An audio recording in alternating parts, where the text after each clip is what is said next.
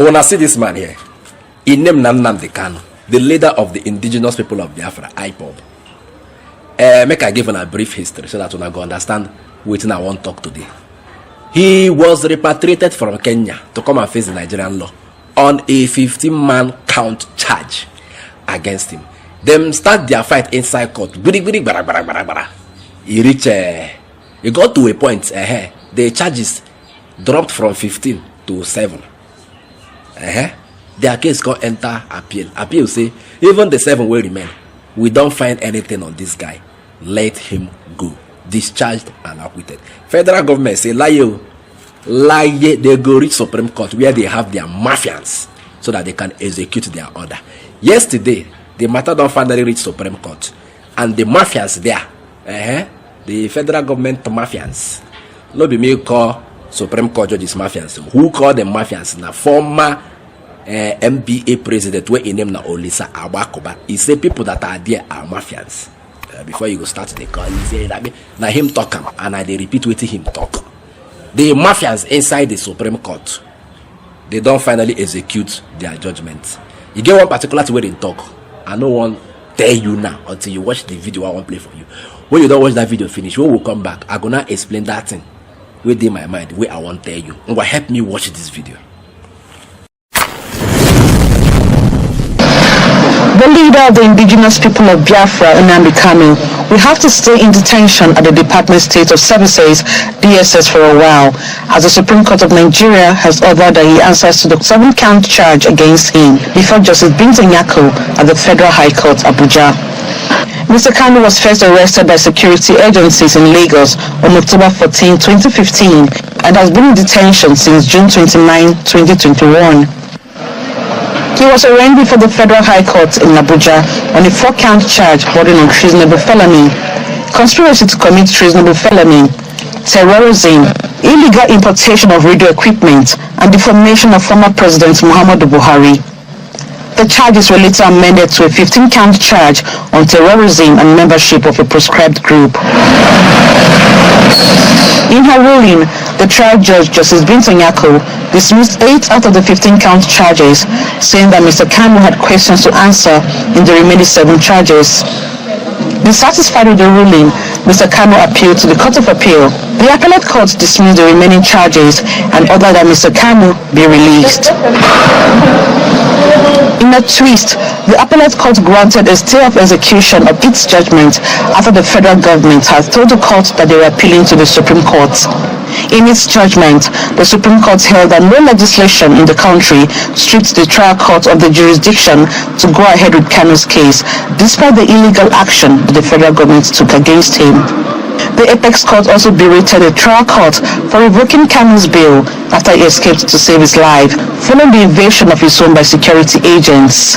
We had hoped that it would come our way, but it has gone the other way. It simply means that we have to go back to the High Court and get done with this quickly. We still have hope. We're not in despair. Oh, now don't watch them. Una hear what they talk, say the judges. Una hear what they talk, say say, we know that you were illegally repatriated from Kenya to Nigeria, but you must also face the trial. So they acknowledge that the process that brought him to face the trial was illegal or is illegal, anyhow the English be, but that he must still face the trial. So can justice stand on illegality? Can justice stand on illegality? The answer is no.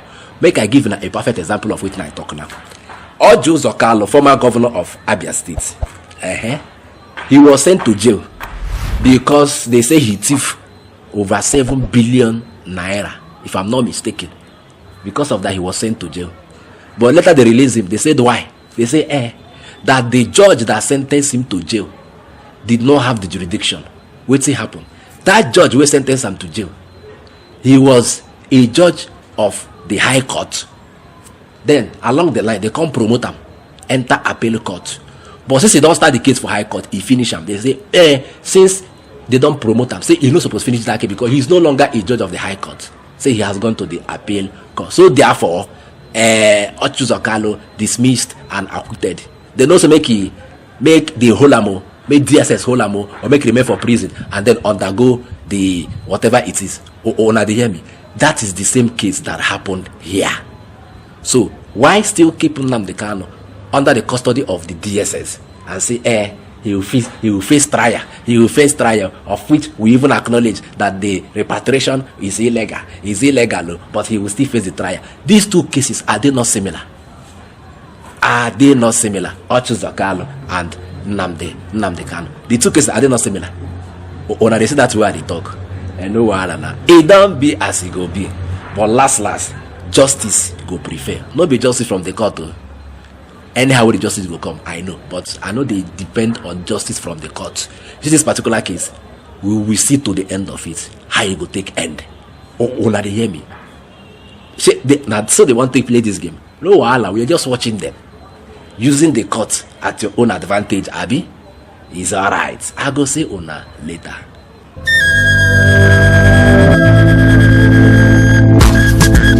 For centuries, the Ijele has been a revered masquerade in Igboland, a predominant tribe in southern Nigeria. The Ijele is a grand spectacle that commands respect, awe, and celebration. Today, Innocent Vehicles brings you the Ijele in a new form. A majestic, robust, and monolithic pickup truck designed to leave an indelible mark in the annals of automotive history.